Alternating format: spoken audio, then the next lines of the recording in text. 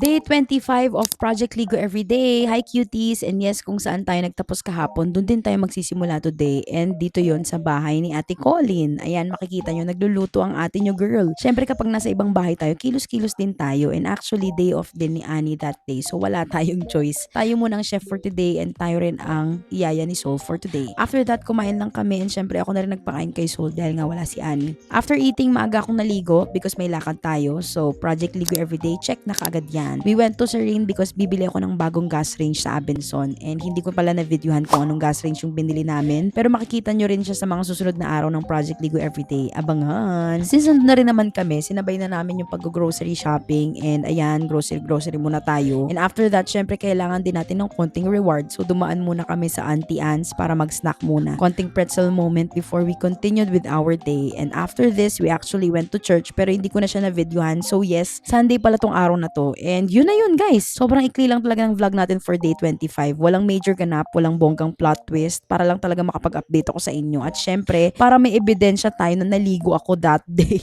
Kasi hindi tayo pwedeng magkaroon ng missing day sa Project Ligo Everyday. So kahit may click counted yan, day 25 officially done. Thank you so much for watching cuties. See you on the next one. Bye!